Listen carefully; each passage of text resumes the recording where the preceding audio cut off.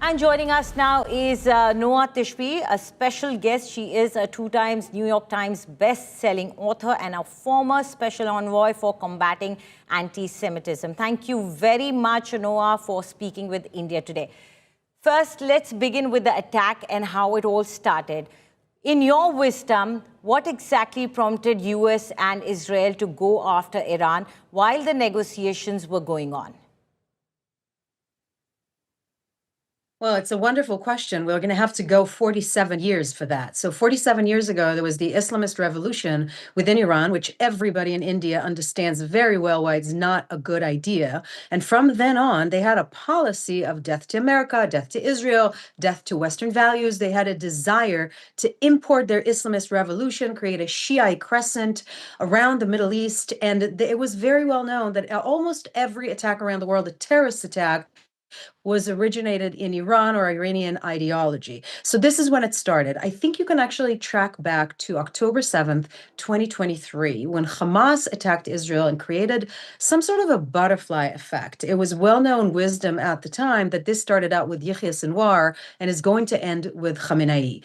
You cannot expect to say death to America, death to Israel, death to Western civilization, oppress your own people, create a gender apartheid, slaughter your own people, and expect to be kept in power, expect to stay in power. They have been threatening the West for a very long time, threatening America for a very long time, obviously threatening Israel for a very long time, and eventually Israel had to take action and the US had to take action. This Islamist regime cannot be allowed to become a nuclear power. And I believe that everybody around India understands this.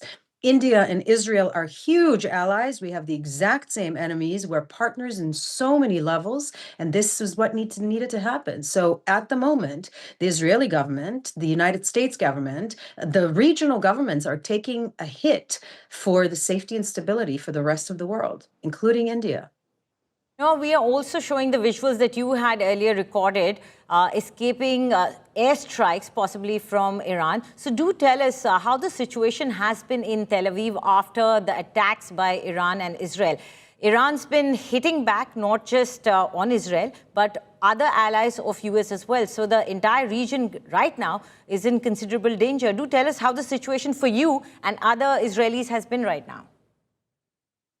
The situation is intense for all Israelis. I've been in and out of shelters in the last 2.5 days. If you follow my social media, Noa Tishby everywhere, you can actually see updates from the ground. Yesterday, I was caught outside on the street in 3 different sirens, and you hear the explosions above your head. It's very intense. It's very scary. This is ballistic missile attack. Obviously, Iran has not been able to send any airplanes here. We have pretty much open airspace above Iran at the moment, but it's true. Iran is attacking a lot of countries, about 8 different countries in the Middle East, send ballistic missiles to Cyprus yesterday. Iran is the enemy of the free world. There's no question about that.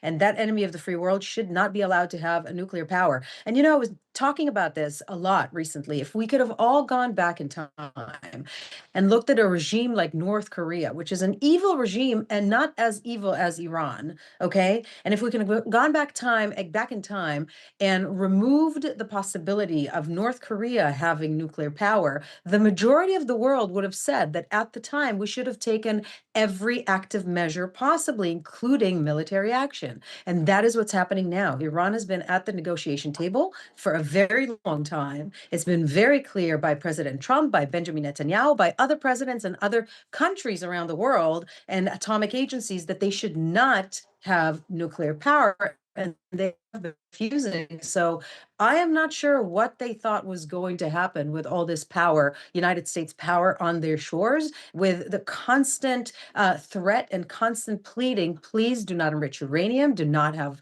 nuclear power. They kept resisting it, and here we are. Here we are in a possible regional war, which I hope will end very fast. No, one might argue that with Operation Midnight Hammer, US had sent a message quite clearly to Iran, and it was on the negotiating table.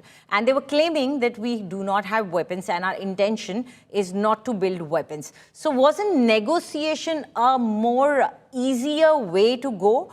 and also keeping in mind that it would have had a lesser impact on the people living in the region? Yes, absolutely. But that would actually require the other side to understand what the negotiations are. And these negotiations are to Iran, for Iran to not have nuclear power. And they have been refusing to admit that that is what they're going to actually do. They refuse that. So they insist on enriching uranium on their soil. Why would they need to enrich uranium? If you remove sanctions, this is an oil-rich country. Why do you need to enrich uranium for energy? You have plenty of energy all around your country. So this is clearly for military use. This is clearly in addition to their ballistic missiles. They were working on enough uranium to be enriched so they can put it on a ballistic missiles. And they're having that program and this program. Both programs are unstopped. So why would you need to enrich uranium and have such ballistic missiles program if you're not intending on building a nuclear bomb? And that is something that the world cannot allow. And this is what Israel and the United States are doing right now, led by the mighty force of the United States.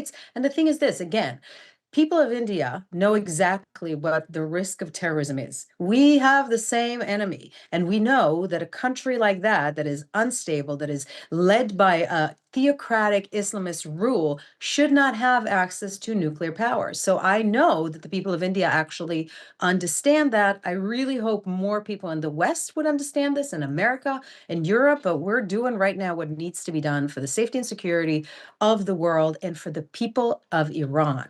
The people of Iran have been telling us for 47 years that they want to be freed from this occupying Islamist force that has taken over them. They did not want this. They wanted a different rule. They did not want this Islamist regime that has been slaughtering their own people, not just recently, but in the last 47 years. And it needs to be done. It's a horrible thing, but it needs to be done. Negotiations could have worked.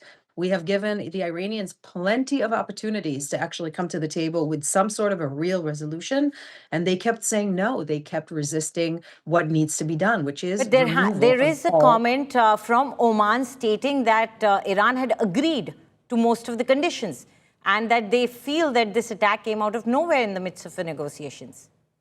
This would be a wonderful movement. They can always come back to the negotiation table right now and say, great, we will not have nuclear power. And I do believe that this war would end. So as much as I would love for this to be true, I'm not sure that this is true. If they would have said, yes, we will not have any nuclear power, we will not enrich uranium on Iranian soil, and we're coming to the table with actual willingness to agree to that, I doubt that this attack would have gone through. Okay, what about the retaliation that we've seen from Iran? Was US, or for that matter, Israel, expecting this kind of a retaliation? Were they ready for it? Yes, Israel was certainly expecting this kind of retaliation. I've been on the ground in Israel in the past few days, and everybody has been preparing for what is to come.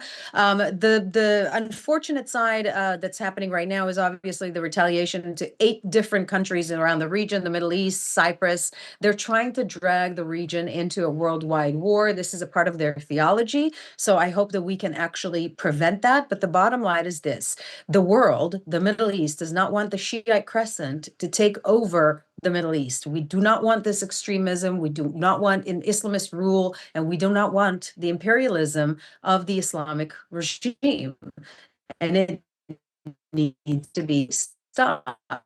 So if they're willing to come to the table and negotiate in good faith to actually not have these imperialistic desires and nuclear desire, then I'm sure we can actually stop this war. But until they do, this needs to continue, sadly, and very sadly. And I want to send a message here for the people of Iran. We heard you, the Israelis hear you, the Americans hear you, and we know what you're going through, and you've asked for help, and it's here. So I hope this can actually turn out for the better of humanity here.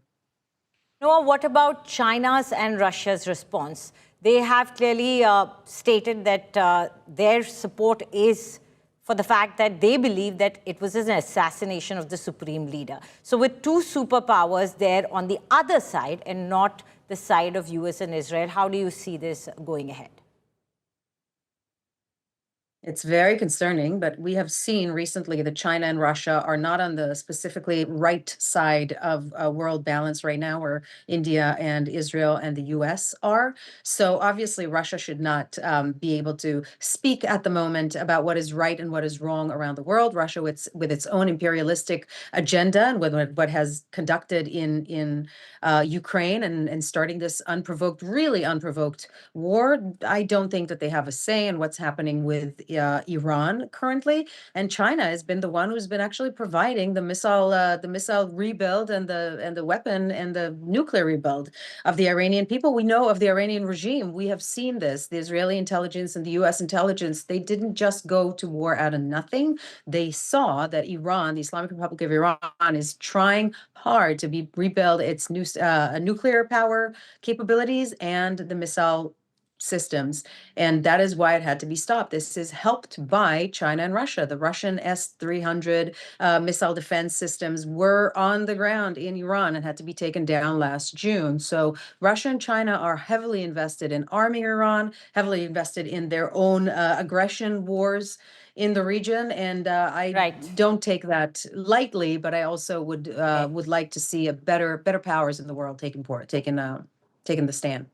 Okay, thank you, Noa, for speaking with India today, and we hope there is peace and stability in the region as soon as possible. Thank you.